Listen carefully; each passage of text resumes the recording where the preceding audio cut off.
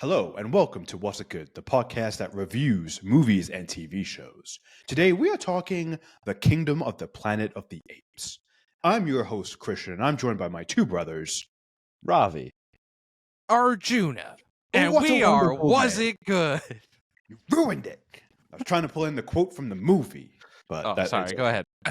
No, it's okay. This is actually this is an interesting podcast because usually, about 97% of the time, we have a quick discussion usually before these pods, and we are able to gauge what everyone feels about a piece of content. We have not had this discussion because we've all just seen the movie The Kingdom of the Planet of the Apes. So we're sort of going in this blind. I don't know how you guys feel. You guys don't know how I feel. So this is going to be a fun one.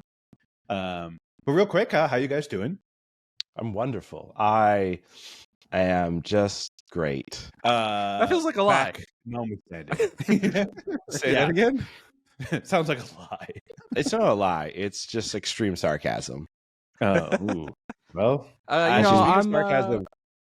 I'm not sure if you guys saw trailers before your films, but did anyone see the Inside Out 2 trailer? yes. The what was it? I have seen it many times. Chasm of sarcasm or whatever. Sarcasm? Sarcasm, yeah.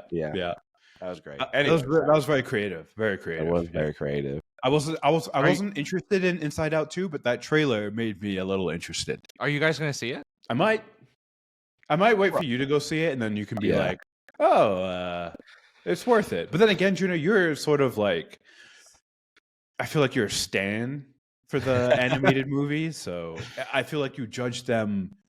You know, you have those movies have a soft place in your heart. That's not how you say that, but you know what I'm saying. I am a Pixar stan. In seventh grade, we had to do like a big research project on a company, and I did mine on Pixar, and it was like a 6-month project, and I was just, it was beautiful. Wait, what grade? 7th. They're giving you 6-month projects. Well, I don't know. It felt like 6 months. I don't know what time was when in middle school. Like, okay. A week felt like 6 months. So, okay, that's fair.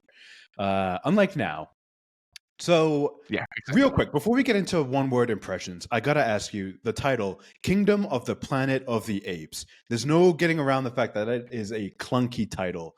So, my first question is: could they have gotten away with just Kingdom of the Apes, or is, in your mind, the Planet of the Apes moniker integral in the naming of these movies? Or would Kingdom of the Apes just would have worked for you? It's a branding thing, right? Like Planet of the Apes is a recognizable brand. With the original movies, they were all called Planet of the Apes, and I think all the new Planet of the Apes reboot movies have had planet in them. So they've kind of clunkily kept in the Planet of the Apes part. Like, it's like War of the Planet of the Apes, Dawn of the Planet of the Apes, Rise of the Planet of the Apes, Kingdom of the Planet of the Apes, Pooping of the Planet of the Apes will be like the next one. We're gonna get there eventually. So like I guess they've done it for so many of these movies now, like I guess you have to keep it going. But it is a silly title. Like, no doubt about it. Yeah. Oh man. Yeah. I mean, the other thing too, though, is like if you remove "of the," it's just Kingdom Planet Apes, and that is a great title. Okay, yeah. I don't know if you guys so like when the movie starts and they have the title, right? The Kingdom, Planet, and Apes are all very like big font, and then "of the" in between is like very little. But I was like kind of just looking, I'm like, oh, Kingdom, Planet, Apes, love it. That's how the early apes and like Dawn of Planet of the Apes or Rise of Planet with the first one. That's how Caesar was kind of talking, right? Like that kind of broken English, like learning it, etc. So I was like, oh, that's the cute little nod that they're doing, right? That was the point, right? And then I feel like a better title. Yeah. I feel like a better title would have been like Evolution of the Planet of the Apes, because that was like a theme within the movie itself. As the apes themselves continue to evolve and we're introduced to a lot of new technology and everything, and they like talk about evolution as they learn more stuff. There's the different packs of Caesar that have kind of been created over the centuries and time and whatnot. So it's interesting. I think Kingdom makes more sense though, because the movie starts where we are introduced to the our main character's clan, and if you look at human evolution, it starts out as small little villages and things, and then we get into the kingdoms. Evolution sounds a little too sci-fi, and they didn't want to be too on the nose with sci-fi. Yeah, I mean, it is a sci-fi movie. No, it's not. It's an adventure. It's a classic adventure movie. Just with apes. I agree. Evolution would be a more on the nose title, but it's not as dramatic. Evolution of the almost sounds like a documentary for this world, which I would be very interested in, to be honest. Like an in-world documentary, and we'll get into why that could work in this potential new trilogy that they are setting up. But before we get into all that, let's do our classic one-word impression, so I can get your impressions of where you are standing and what you are feeling about this movie. Ravi, let's start with you, because you are always the most prepared for one-word impressions. What is your one-word impression? I am actually prepared for once in my life, and I'm not just saying that to stall a little bit as my brain catches up and, tells me that my one-word impression has always been dragging. Oh, yeah. Definitely, and it works in multiple ways, where a lot of the apes and how they move is they're kind of like dragging themselves. But more so, just the pacing of the film was a little too slow for my liking. Like the first 30-45 minutes is a lot of obviously world building, figuring out where we are, what's happened, that type of stuff, like setting up what our conflict is going to be, all of that. But it just felt like it was done incredibly slow, to the point where I was like, oh, pee breaks are okay in the first 45 minutes, because you're not really gonna, because the thing with it is, like, I get what you're doing, I get you're trying to like make a 2.5 hour movie or whatever, but like at the same time, I don't need to be there for that first 30-45 minutes, because it's kind of like, it makes sense to me and it's somewhat obvious what they're gonna do and show, etc. Like there wasn't a lot of, like, he could have been done a lot quicker, basically. He didn't need to take that long to kind of like explain. I think he needed it though, right? Where, like why. The first 3 movies are all about Caesar, and you have this new protagonist, you have all these new characters, and I feel like you needed to kind of learn who they were and some of that stuff. And I actually found some of the like stuff at the beginning my favorite parts of the movie. I thought actually as it went on, it became a little bit too rushed, and there were things that felt too glossed over. So I actually kind of liked the amount of detail that was there in the beginning. Yeah, it wasn't like the most compelling stuff. It's like a village of monkeys, that chimpanzees. Get bird eggs.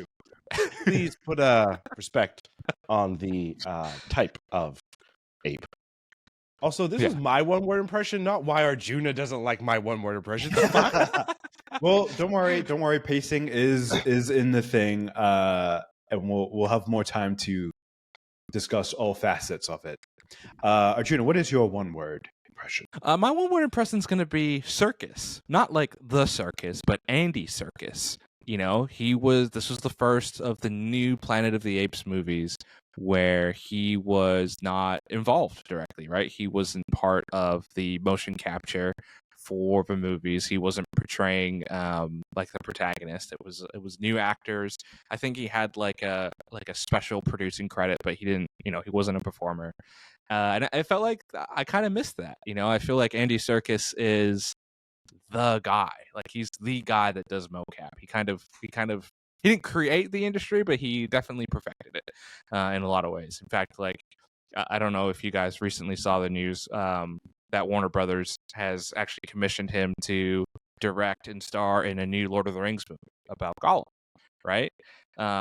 So he's kind of a big deal. He's been doing a lot of directing recently, and I just feel like I'm not saying I disliked the movie or that it wasn't a good movie, but I did feel like the thing that stuck out to me the most was his absence in the movie. I think he brings a contextualization to these characters that I feel like was missing with some of the other characters, where it felt like it was all a bit too the same, while Caesar always felt distinctly different. And I didn't necessarily get that with Noah's like motion capture performance. I felt there was some of that with some of the speech patterns and some of the acting and whatnot, but the mocap itself felt a bit generic to me, if that makes sense. Yeah, Absolutely. no. Circus. I would say this is like top tier mocap, top tier VFX. Out of all of the current Planet of the Apes films, this is, I think, some of the best that we've ever seen. Because the crazy thing is, like, you're watching the movie, you know, for the most part, they're in real life. What the settings are, for the most part, practical. Obviously, the destroyed cities and stuff, or overgrown cities, that's obviously not practical. But like a lot of the closed, smaller type sets are. And then I forgot that they were CG and replace. You know, the mocap actors were replaced with CG, and there was definitely a point where I was like, wait, did they actually go old school Planet of the Apes where they built suits and then these are people in suits? Because it looked that good. They were definitely like, when it rained, obviously not as good. That stuff is always tricky to do, but some of the other stuff was like top tier. I wouldn't even like. There was nothing to complain about CGI wise, which is I wasn't hilarious. complaining That about is a the first CG itself. It on was this just the podcast. performance, really. Just felt different, you know. I missed Andy. Yeah, and we'll also get into that. That's actually my first question after one-word impressions. Real quick, just to wrap this up, I had a one-word impression and it is gone, so I have to come up with a new one. My one-word impression for this is going to be setup, because spoiler alert, I actually like this movie a lot, but I think some of the issues that a lot of people had, like pacing, like the fact that we're missing an Andy Serkis-esque performance. A lot of this was because this is 300 years after the movies with Caesar, and it felt apparent that this movie had to accomplish quite a lot. It needed to do quite a lot, and it had to world build, had to set up where we are, the factions, sort of the tone. Because it feels pretty obvious to me that we're getting a new trilogy, right? And this is the first of that new trilogy. Is that confirmed about the 300 years? Because the 300 years, I believe so. It's written in a lot of the description of this movie. Okay. I think Wes Ball said, I believe, I could be wrong, but I think he has referenced it being about 300 years. Because obviously in the title card or in the opening of the movie, it says many generations. It's very, very vague, but it seems to be, the consensus seems to be it's about 300 years after Jesus' death. So I wondered about this, right? Because I wondered when they put the generations later, are they talking about like human generations, or are they talking about like ape generations, right? Which is a different lifespan. Because I was a little confused when you met some of the human characters that could speak, and it felt like the way that they were talking about the world, specifically like William H. Macy's character, it felt like he had lived in the previous world. So I'm like, it can't be that long, right? It can't be hundreds of years, because right, unless these humans are mutated in some way and age slower, he would have died at that point. So that was what was a little confusing to me, and I'm sure we'll get into it with some of the movie stuff. But I was certainly a little thrown by how much time had actually passed. Yeah, and we'll definitely get into it. But yeah, so setup is my one-word impression. So my first question to you guys is, obviously Noah is our new protagonist. As Arjuna said, the Andy Serkis performance of Caesar, that's a tough act to follow. And we've already mentioned how, Noah, first of all, Noah's young. His backstory is that he has grown up among these apes, right? Caesar's a bit different. He was already different from the rest of the apes because he was literally a regular ape, or the gene was passed down from his mother, right? And so he was never a regular ape, right? But and then he was raised with Will, James Franco's character, and then that whole thing. So, what do we think of Noah? It seems like if we are getting a new trilogy, he's going to be the face, and this movie sort of was like his growing up and learning about the larger world, and almost it seems like taking on Caesar's legacy. What do we think of Noah? I'm not doing. It's not a Noah versus Caesar. Caesar, but Caesar the salad. Caesar, yeah. Caesar. What I do we think the think? big thing is like, you know, a lot of discussions being had around, is Noah like a descendant of Caesar? A lot of people have like put like side by side images, that type of stuff. Nobody has confirmed or denied that he is. And I also think like, I don't think it's that important, right? That he is or isn't a descendant, just because he is an ape that is learning about the world and his environment. And it has been kind of set up that he has been exposed to some hardships, like he's lost his father. He has seen that, you know, apes will murder and torture other apes. He has seen that humans can't be trusted. He's also seen that humans will like murder each other. So he's seen like a lot of bad things. But like he is going out into the world to like explore, learn, and kind of gather more knowledge. I think him kind of being our central focus, I don't know if necessarily he will be the central focus if this is a new trilogy. I think it may potentially be kind of similar to what the original Planet of the Apes did, where films did, where they kind of followed some characters and then in each film they passed it on to like the next group of characters. So for example, the first Planet of the Apes with Charles Heston, he agreed to come back for the sequel so that they could kill his character off in the first like 10 minutes. And then he passed the torch, if you will, to new humans or whatever. And I think that may be like what they do here. And I think that might be a little bit more interesting, because while, you know, the first part of this new Planet of the Apes thing, whatever you want to call it, franchise, is about Caesar, I think that's great to kind of lead into the world. But I think it would be more interesting to kind of see the world at large, because like Planet of the Apes has always to me been really fascinating, because you're not looking solely at one character through the eyes of one character. You're looking at this idea of like, well, what if humans were no longer the dominant species? And that has always been like more interesting than just focusing on like one or two characters. Because like, fun fact, the main human character, May, right? We all agree, right? She's dead at the end. Nobody picked up on that? She's dead? No? Okay, so I don't know if you guys remember in the previous film with Woody Harrelson, the virus that gives the apes the intelligence is the virus that downgrades the human beings. When she goes to deliver the SATCOM or hard drive thing or whatever to the other human being, the other human is wearing a suit and hazmat and everything. May's been exposed to other humans and things like that. Right. So eventually her mind is going to deteriorate and she's going to like lose the ability to speak. And so she's not dead. She's not dead, but like what I mean though is like her as herself and that character, like I doubt we ever see May again. I'm you're absolutely pretty sure like that's it, because like don't some humans have an immunity to it? Like that's the thing. That's the thing, right? Like there are some humans that like have immunities, and then there are some that don't. Which doesn't. Well, that's the thing, though. William H. Macy's character, for example, these humans has been around for a while as well.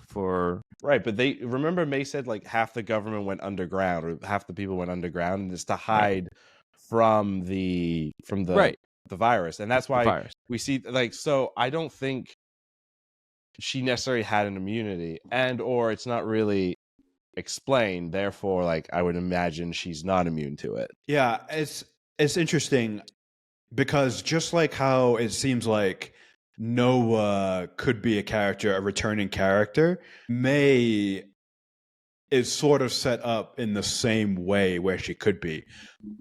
But you do raise a very interesting in-world problem that the world itself, that the Planet of the Apes movies, the reboot series has introduced. Because you're absolutely right. I made the connection. I'm like, oh, they're not letting her in because she's been exposed to the simian flu or the simian virus. I for some reason though was like, oh, she's probably immune, so she won't devolve. Like she's a But carrier, if but that's the she's not case, a thing. yeah, but if that's the case, why wouldn't they then just let her in, right? Or she's a right, maybe she's a but she can still spread it even if she's immune. If she carries the virus, she can still spread it. So maybe that's why. Anyway, that's the world. It's fascinating. I love what they've set up. Fun fact: I rewatched all three movies, the previous three movies this week, just to get ready for this. And I mean, that's one of the best parts about it is that of this is the evolution of the virus itself, and the real world. Obviously, the first one came out pre-pandemic, so watching those movies 2011 after a pandemic, it was a while ago. Watching those movies after a pandemic, you're like, oof, it's a little too close to home, a little bit. But yeah, that's a really good point. I didn't quite make the jump, the jumping connection. My favorite part about the first movie is James Franco did an interview when that movie came out, and he was like, yeah, science stuff happens, and then things go horribly wrong. yeah. The things go horribly wrong, and he was like, it was all depending on the interview, because he had like all of his interviews were like that. And it was always like, yeah, my character's a scientist and wants to cure Alzheimer's, and he thinks he's found a cure, but things go horribly wrong. Hi, James Franco. Okay, cool. My thoughts. So, on Noah. My next question was, June, did you have something to add for the Noah? Caesar? I just want to say I actually kind of liked Noah as a protagonist. I did like the differences with Caesar. Like Caesar kind of was already this strong alpha. Like you even see that in the first movie. Like he kind of asserts his dominance, and Noah like is kind of a weak little bitch at the beginning of this movie. Wow. You know, like he climbed to the highest mountaintop. The birds don't respect him. His egg gets crushed. He kind of like cowers away and he loses in a fight to the silverback. But like you see that evolution throughout the movie. Another reason it should have been called the evolution of the apes. Just my little point there. But I kind of like that. I kind of liked having this character that grows, is different than Caesar. I think the Caesar comparisons are interesting. I also did find it interesting that they showed that he was a little bit more advanced than some of the other apes, right? Like he's the first ape to figure out how to fix the lightning stick. So they have these kind of it's again like they're showing that they're evolving, right? They're like the brain patterns are changing for these apes as the time is going on, which I think is interesting. Or he is a descendant of Caesar. I don't want to, right, because Ravi's absolutely right. It really doesn't matter at all. But Caesar was always smarter than everyone else. Everyone, humans, apes, it didn't matter. I don't think it's a coincidence that the movie starts off with Caesar's death, and then the last shot of that prologue is Cornelius, a shot of Cornelius, which is Caesar's youngest son, right? And then boom, we cut to present day. Okay, I don't think that's an accident. Second, a coinkydink. It's not a coinkydink. Second, Arjuna brings up an excellent point. He figures out how to fix the electric stick. And that is very Caesar-esque. Caesar was always able to like look at something, break it down, figure it out. And even throughout this whole movie, when Noah's getting information and like he's like learning things, let's be honest, in this world, at the speed of light, his whole world is opening up. Like every 30 minutes, he's getting bombshells like dropped in his brain. And like the way he looks and the way he's like trying to break it down was just very Caesar-esque. Again, it probably doesn't matter, but they do live in a world where if there are intelligent humans living, DNA testing is maybe a thing, and who knows? That could be a fun story element down the road. Bringing it back to we're on the subject of Noah. Every Apes movie in the reboot series at least, is centered around a ape-human relationship. And obviously in the previous three, it was Caesar. First it was Caesar and Will, then it was Caesar and Malcolm, and then it was Caesar and his group and Nova. This one is Noah and May, who the apes actually named Nova for about half the movie. What do we think of that relationship? The first three, they end on a very positive note. Apes strong together, and if apes and humans can coexist, this whole thing's going to work. The Noah-May relationship is very interesting because the whole thing is fraught with distrust and two very strong agendas on both of their sides. And you understand both, right? May wants to help the humans and bring the humans back to prominence, understandably, right? Who in that situation wouldn't want to do that. Noah wants to protect his clan, and you can see him wrestling with, is it a good idea to bring back allow the humans? And it's a very interesting relationship. And even at the very end, you see May, as she says goodbye, holding a gun behind her back. It's not a relationship that ends sort of happy-go-lucky. What do we think of that relationship, and do we think that's going to be important going forward, or do we think May is going to turn into a primitive ape, and maybe it's just a microcosm of the larger conflict that'll be at play? I think if you look at like the Caesar stories, right? I think again, I don't think we see any more May. I think it'll be similar to like how they did Caesar, where it's like you have Franco in the first one, then the story moves on, etc. I think May, she just represents the distrust in humans, and maybe the next one is going to be, maybe if we are following not Noah, thank you. If we are following Noah as like the main for however more movies, then this first one is human distrust. Maybe the second one's like even more distrust and just pure hatred. And then maybe the third one would be like a human redemption type character or viewpoint and whatnot. But I think in the movie itself, it works. It works really well, where it does kind of show this human relationship and everything. And, I think, yeah, it worked. It was great. It's perfect. I was going to say it's interesting that the character was a female character.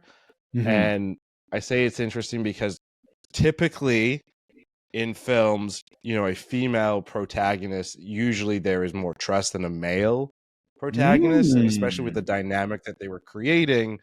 As an audience viewer watching this film, you would want to trust May. So I think they did a nice kind of switcheroo in terms of like, actually all of humanity is shit. Shit. I think also throughout the movie they did a really good job of kind of creating these moments where you understood why May didn't trust Raka and Noah and reveal that she could speak English, right? And then eventually she did, and in the audience mind, you're like, oh, they're building trust. But as you keep going on through the movie, there are those moments where you're like, oh, they're building trust. Now they're working together, and it's really just to further her agenda. And it really, for me, is solidified when they're in the dam, like in the thing, the vault, and in the vault, and she tells them to wait, and she goes and she gets the stuff and she gets a gun, and you're like, oh, she's really just like a shitty human in a lot of ways. Like I don't want to dump on May too much, because again, I think we can understand where she's coming from, right? Like her species is on the brink of extinction. Mm-hmm. The apes have taken it from them, and at the end of the day, she does like Noah, right? It's almost like she does respect him and like him, just not enough, just clearly not enough. Yeah, I don't know why I'm trying to redeem May, but I think it's because I don't think they were trying to make her she wasn't the antagonist, right? And they're not. No. They're not trying to make her. They're just trying to set up, I think, a very interesting, contentious dynamic, which I thought was one of the more stronger parts of the movie. Instead of just having the de facto human ally, it's an ally, but there's a but attached to it, you know? An And I ally like that a of lot. convenience, right? An Yeah. ally because they had a common enemy at one point. But Exactly. you know, May like you said, May might have had some respect and might have liked them, but clearly not enough to not let them all drown, right? She was like, "Well, see you Right. later." Like, Yeah. and she didn't. It's not Yeah, like she that tried to part, help I mean, save at that them. part, I She was really ready to didn't. be Like, like, she okay, kind of pieced out. She was like, "All right, like I'm out. She's done. Like, sorry." We're done. Yeah. Yeah. Which Yeah. is why I'm surprised Noah Yeah. didn't like murder her when she showed up. Like that was strange. Well, that's probably why she came with the gun, because Yeah. she thought, yeah, maybe he will murder me.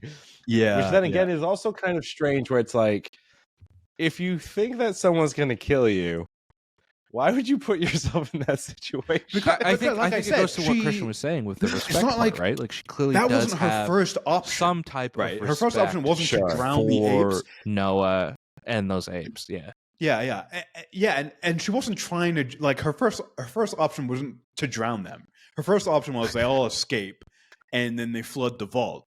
Right? It was, Right. but her mission was that important to her, Mhm. right? Where we can't let this tech fall into the wrong hands. And she was like, "Well, Wait, can we? I'm that sorry. I'm sucks. sorry. Can we talk real quick? Can we talk about the mission goals and just how goofy it is? When like, absolutely." so like all this cool stuff, and they're getting the satellite dishes aligned, and it's like, hey, we're in Indiana. Where are you guys? Like, I legitimately laughed really like hardcore out loud, because I'm like, oh, you did all this sacrifice and shit so you could talk to some fuckers in Indiana. Let's. I was going to say that for the end, but let's jump into the end, because the ending raises more questions than answers for sure. So obviously, the telescope on one side, right? We've got May and the humans reestablishing satellite communication, and it's clearly to find other pockets of intelligent human life, right? And at this point, that's important because most humans are primitives. They're like back to like Homo habilis times, right? On the other side, we have right there. Yeah. On the other side, we have Caesar and his gal looking through the telescope. Now, the telescope we saw earlier in the movie, they're looking through it. I mean, who else thought that, oh, okay, they're seeing stars. That's nice. That's cool. Do we think now there's actually something else that they're seeing? Because let's be real honest, okay? This is called Planet of the Apes. Planet. The first movie in the reboot series, we see a ship going to Mars. That's significant because in the very first Planet of the Apes, the main character is coming back from a mission and crash lands on a planet. He doesn't know it's Earth, right? The space travel was an integral part of the original series. There was a fun little nod in the first movie, but we haven't touched the space aspect of it yet. This movie, heavy references to space and looking into space and satellite connections. What does that mean to you? Are we going to get apes in space? Because it feels like the series is going to that. It feels like the series is going to that. Like that's the end point. Like the series will end with like Charlton Heston's character and everyone kind of crashing onto the Planet of the Apes. Like we're seeing the reason like they keep putting in Planet of the Apes is because that's the end game. The end game is to become the Planet of the Apes that I think people are recognize so much. To me, the telescope thing that might be difficult to do though, because the original Planet of the Apes, the whole reason we get Planet of the Apes in the get-go is because humans used nukes and blew themselves to hell, and then devolved themselves because of the nukes, essentially. So it was because of nuclear crap that humans basically destroyed the world, and then over time and generations, naturally through evolution, there's your evolution, those apes become smart. That's why you have the famous scene at the end of the movie where they blew it all up. They blew it, you idiots, da da da da. So I don't know if the two will ever crash into each other. There is the whole thing of time travel as well in the original Planet of the Apes, where there's a whole thing where I forget who the two characters are. But basically they give birth in the past to Caesar, and then Caesar through generation. That's how you get the. I mean, it's a whole time travel wibbly wobbly chicken or the egg thing. So I don't know if they'll match. Maybe they could. But Well, to I think it'll be Arjuna's point, different because it is still yeah, it is still a reboot. But right, I still think that. I mean, maybe they will continue it on, but it seems like that's the way they've kind of been trending with these stories, is to potentially end with that, so it somewhat connects. And like, you know, it's interesting that the humans kind of win at the end of this movie. All right, every movie before this, they've kind of been at a loss. Like, you know, they basically go extinct after the first one. They like lose more ground in the second one. They become lose more in the third one. This is the one where, you know, they get this database so they can kind of communicate.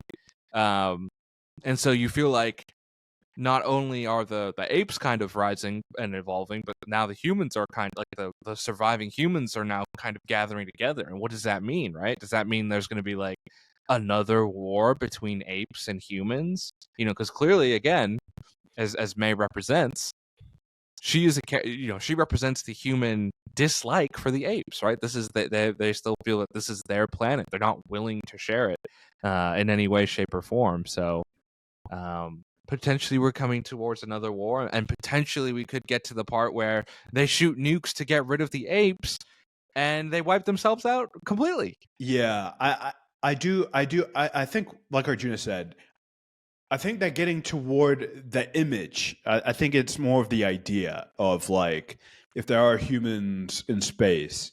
I love the idea that the rocket that went to Mars are able to set up a colony, and so the third faction are Martians, right? 300 years, humans evolved on Mars. Because in the original trilogy, they went real goofy. They introduced their third faction was mutants, underground mutants, humans who had devolved or evolved or radioactive humans. They thought they were evolved, and they worshipped a nuke. yeah. That is pretty evolved thinking, you know. Worship the thing that can destroy you. Yeah, why not? Yeah. No, I mean, I think like the movie kind of took an L with the whole telescope thing. I mean, it's the biggest it's the biggest tease in my mind ever, where it's like when you know Noah is first looking through it, and he's like, eyes are opening up, and he's like, whoa, and then, you know, he explains to Raka that, you know, the human looked at it and her eyes were like, whoa. It was like, I really wanted to like fucking show us. And like, you know, it's really good cinema, right, when they didn't show it. And like, I think that was a great thing to not show us. But that ending where they didn't show it, and then the fact that they were like doing the cool satellite thing, it's like, hey, we're in fucking Indiana. I don't know why this is so funny to me.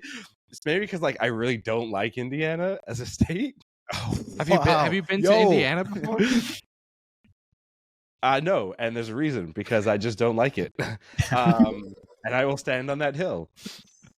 But it, like the fact that like they were talking to another group of humans on the Earth, and then the fact that like we didn't see what they were seeing through this thing, and everyone's like looking up, and you know, it's all basically just a big thing of like hope, right? Like there's hope. But it would have been kind of cool if there was something like a space station or just something else, like kind of give us this tease that there is something beyond the fucking Earth that is coming or is there or whatever. But instead, obviously, like I feel like we are still self-contained. I think the idea of looking through the telescope is the idea of like knowledge. There is more. There's something bigger than the I or the we, you know, in the whole grand scheme of everything. I think that was what the point of the telescope is, and the idea of looking up and what, because they say, right, like the few people that have gone into space, like when you are in space and you look down at the Earth, you realize how small and insignificant you are in a good way. I don't know how that works, but like supposedly like there's this idea of like the mind opening when you see just the size and the scale of everything. Absolutely. I'm curious too. Like these first four movies have all taken place in San Francisco, right? Like it's. Can you hear me? Yes. Hello. Oh, there he is. Okay, you froze a little bit there. I was Freezing just a saying. lot in this podcast. I was just saying that I think it's interesting that these first four movies have all taken place in San Francisco, right?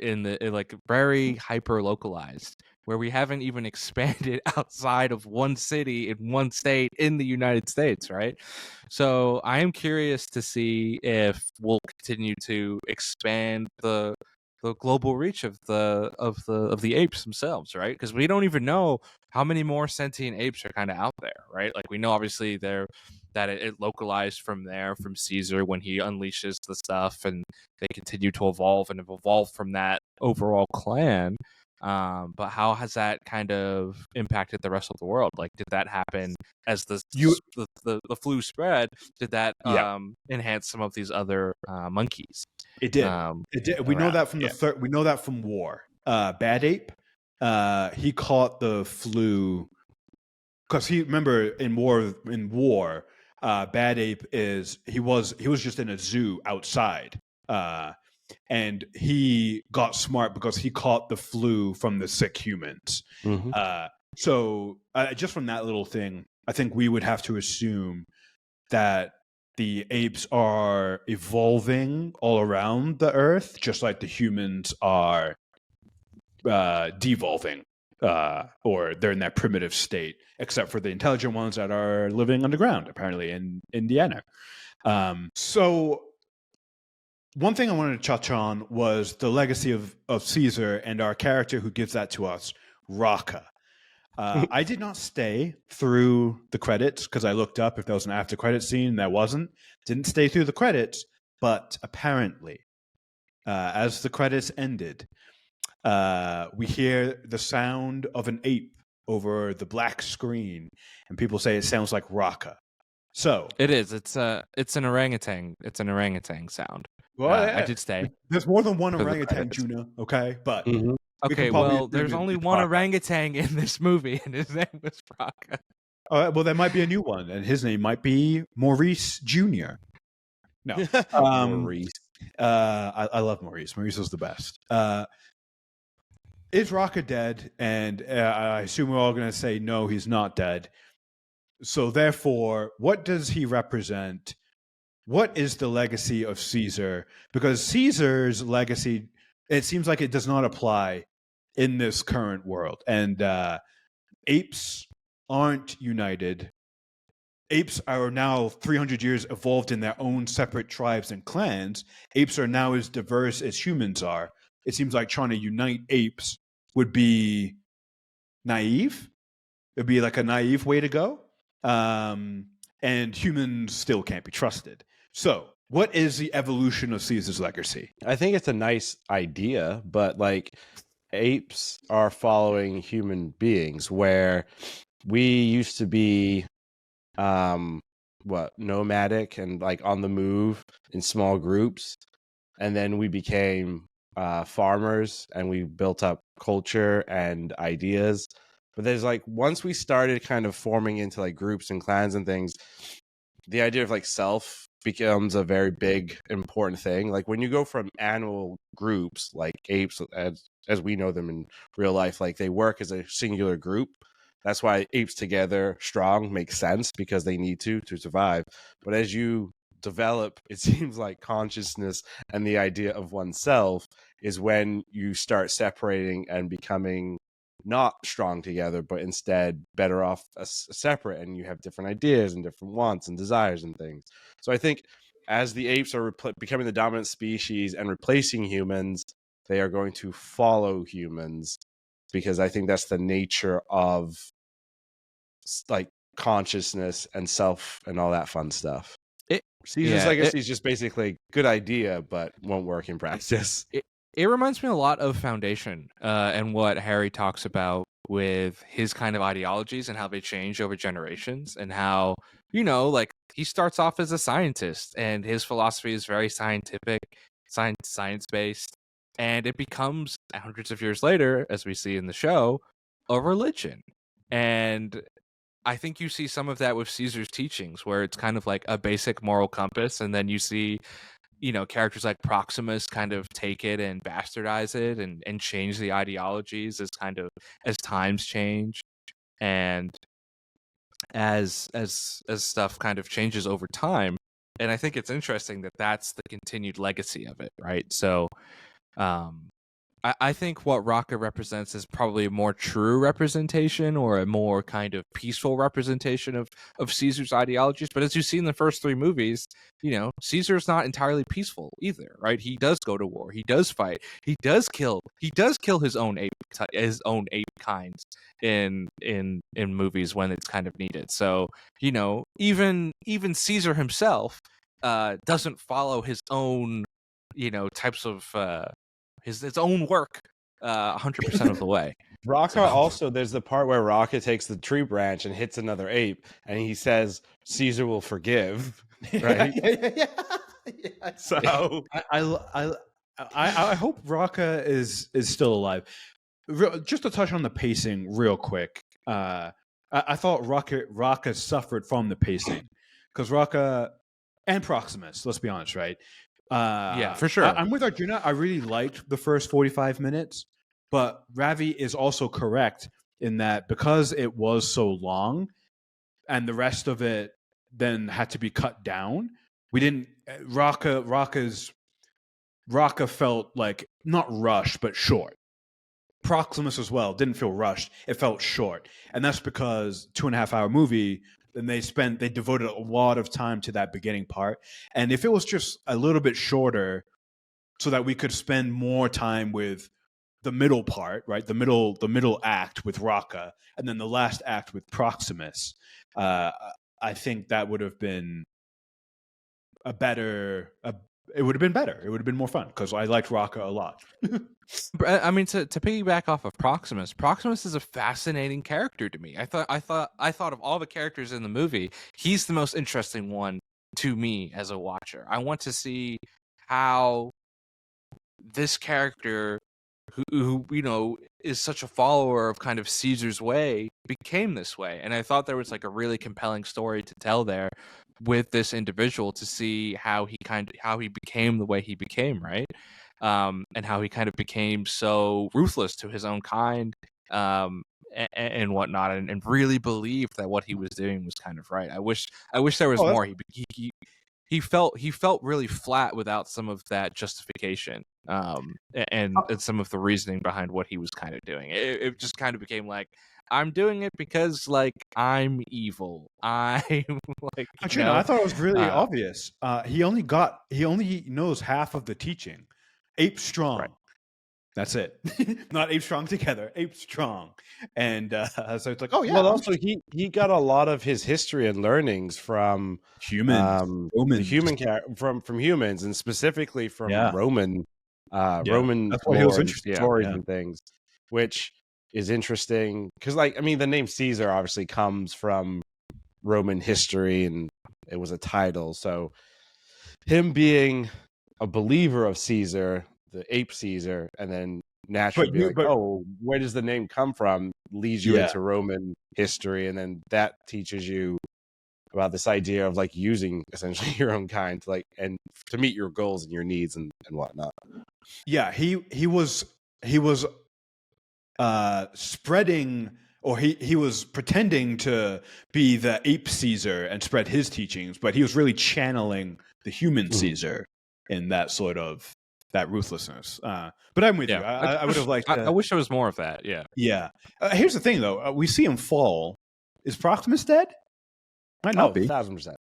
He might be. The birds made sure he was eagles dead, and then survive. He's after gonna show up in the third movie, not the second one, or really the sixth movie. He's gonna be all battle scarred, and he's gonna have like a whole army of humans behind him. He's the new Koba. He's just going to show up and know his like hallucinations in the third movie. Yeah. Speaking of him like falling off the cliff, this movie, right? We agree it takes place in Los Angeles, right? It's the Bay. You see the Golden Gate Bridge. San Francisco. See, I thought it was. It's still is. So it's still San Francisco. It's still San Francisco. I thought for some reason it was LA, but I guess you see the San Francisco airport, right? That dome weird thing. Yeah. You I see think the I guess I thought airport. it was. You see the Golden Gate Bridge. Yeah, that's true. See, I thought it was because they said the valley, and I'm thinking, oh, the valley. Yeah. It works with San Francisco because it's near the redwoods, right? Which is like the Yeah. perfect location for apes, I Mhm. guess.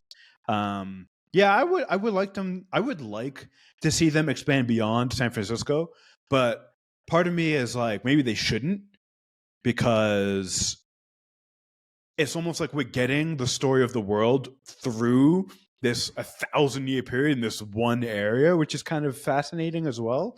Because if you go really big, you might lose some of the connectivity. But if you keep it like really localized, and it's almost like this isn't about apes, it's not about humans. This is about the evolution of San Francisco, the location, and it's just like we're seeing the different groups pass through. And so we saw from present day to the future. Maybe this is really a story of like San Francisco is our protagonist, and we're just simply witnessing what's happening. I like that idea as well. Yeah. Before we move into bold predictions for the future, where would you guys rank this among the 4 reboot Planet of the Apes movies? So I'm gonna go. we had Rise, we had Dawn, we had War, now we have Kingdom. I'm gonna go super controversial, and I'm gonna put this at number 2, behind Rise. Yep. Behind wait, you're putting Rise first? Rise is like, I mean, you just rewatched it, so you can maybe help my memory, but like that's a very dense movie. Like a lot of things happen in that film, and like I just remember the pacing of it to be pretty decent, and it being the first or the second reboot, right? Because the first reboot was the Mark Wahlberg laughable reboot or whatever. Actually, that wasn't a reboot. That was I believe a sequel. Oh wow! Yeah. Somehow that makes it even worse. But like this being like its own thing, like that was a really interesting, fun, and cool way to like pull attention. And then this one just felt very like super sci-fi, and like, you know me, I love a good sci-fi story, and I love the idea of like the what ifs and then jumping and seeing the future events of said thing. So I like that for the next day. And again, like pacing issues aside, it's still a very good and entertaining story.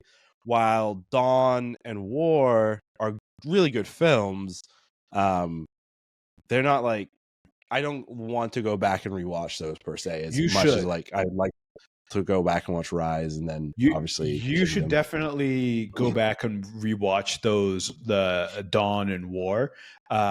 Before we get to it, Juno, I'll just say I'm putting Kingdom fourth, and not because it's not a good movie. I really like Kingdom a lot. I've been thinking about it. It's sticking with me, but Caesar's story is a complete story, and while this movie was good, this movie doesn't come close to hitting any of the emotional highs and lows in those first 3 movies. There are parts in Dawn and War where I legitimately was like, oh, and I've seen each of those movies like 3 or 4 times now, and they still get me emotionally, right? Especially emotional War. Damage, especially War, and like just like Caesar's, like what Caesar goes through and his family, and all that stuff.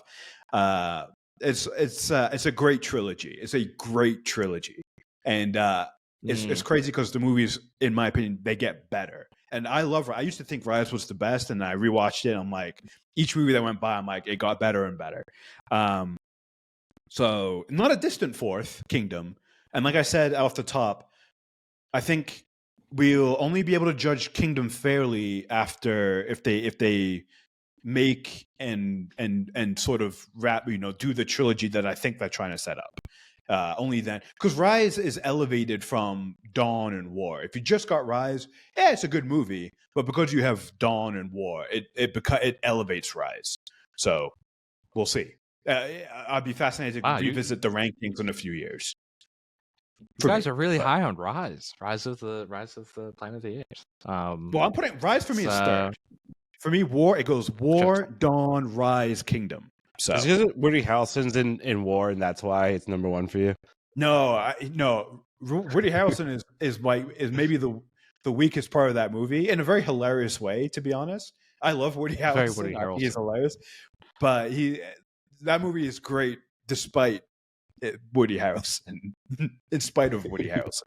So, Arjuna, where are you ranking Kingdom? I'm going to put Kingdom third. A little bit different from both of you. I put it above Rise, but below Dawn and War. I just think Dawn of the Planet of the Apes is the best Planet of the Apes movie. I think what they did with the story with that sequel, I'm not saying it's The Dark Knight, but it is Dark Knight-esque in terms of taking the world and continuing to build it and expand it in different ways. That is like really well done and really interesting. And I think War is really, really good as well. I think those two are very close at the top, and then there's a bit of a drop off, and then you have Kingdom, where I put this, where I think it was a good movie. Enjoyed a lot of parts of it. Did think there were some of the kind of pacing issues, some of the questions, a lot of lingering questions that were kind of out there that, I think is fine when you're kind of doing a first movie, but it just felt a little too, I think in this world of IP that we live in, it just felt like there were too many questions that left out there, where a bit of the cynic in me was like, oh, they're doing this to continue to build their world, to have these questions to answer later. And it made an incomplete movie in a lot of ways, where these are questions that characters should have been asking throughout the movie, and things that didn't necessarily make sense within the context of the story. At least it felt to me. And then I think there's a bit of a drop off, and then Rise is okay for me. I guess I didn't love it as much as you guys. Like all respect to James Franco, but he sucks in that movie. Personally, That's why it's so hilarious. Like he's bad. Like let's be honest. We need to have a conversation about James Franco, and he's pretty bad in a lot of his movies, including Rise of the Planet of the Apes. This is best role. And that's not saying much. That's true. So yeah, that's I put it third. June, you want to hear something really sad? I learned this week in my boy. research for this. So you said Dawn is your favorite. There's a deleted scene from War where they deleted it, so it's not canon. But the creators, Matt Reeves and company, were going the route of Woody Harrelson's character. So Malcolm is the main human character from Dawn. Woody Harrelson's character says, "Yeah, I shot that fucker." And killed him. So in a deleted scene, we learn that Malcolm's fate is that Woody Harrelson's men come in, because that's how that movie ends, right? People are coming from the north or whatever, and that's Woody Harrelson's group. Right. He finds him, and he's like, "Yeah, I thought he was crazy, so I shot him." And so Woody Harrelson's character, in a deleted scene, reveals to Caesar that he killed Malcolm, and that makes Caesar very angry. So they deleted it because I think they wanted it more ambiguous and perhaps to give Malcolm not a horrible send-off, because Malcolm was a great character. I enjoyed Malcolm quite a bit. Jason Clarke. Jinx. All right, bold predictions. I'll set the scene. We have a trilogy of these movies. We're just going to say, for the sake of simplicity, Noah is the main character. We've got humans and satellites being activated. Indiana is joining the fight. He's very excited about this. I want bold predictions. Arjuna, lay it on me. All right, bold predictions. Here we go. Fighter pilots. It is Top Gun meets Planet of the Apes. We're gonna follow some hotshot gorillas as they go in for the impossible task to finish off the humans. It's gonna jump. There's gonna be no same characters. They're gonna be like, what, fuck it, we're gonna do another time jump. And the studio's gonna be racking their brain. They're like, what do people like? And they're like, Top Gun made $1 billion. Let's do Top Gun with monkeys. That's the sequel. Boom. We get an Independence Day. We're gonna fight to survive. Today we celebrate our Independence Day. It works. It fucking works for the apes. I mean, wouldn't you see it? Wouldn't you see Top Gun meets Planet of the Apes? Yes, 100%. They should get Glenn Powell back just to do one of the gorillas. No, he should be the dickhead human. He could be the Exactly. president. Yeah. Well. Oh yeah. Yeah, he'd He'd be the president. Oh my god. Yeah, he'd be the president who fights. He'd be like, "I belong in the skies." Wait. Who did you say? Glenn who? Glenn Powell. From Top For Gun. some reason, I thought you went Glenn Howard. Oh, from Sunny. Yeah, I was like, that'd be great. It could be his brother. His vice president brother. And he just plays his character from Sunny. Absolutely, that's amazing. Ravi, give me your bold prediction. That's gonna be a tough one to top. I will say It is, but I'm gonna go the more logical route. Hey, these are bold. These are bold. I know, but I'm gonna go bold and logic. So the military underground base thing that gets flooded will eventually unflood because water goes somewhere, I think.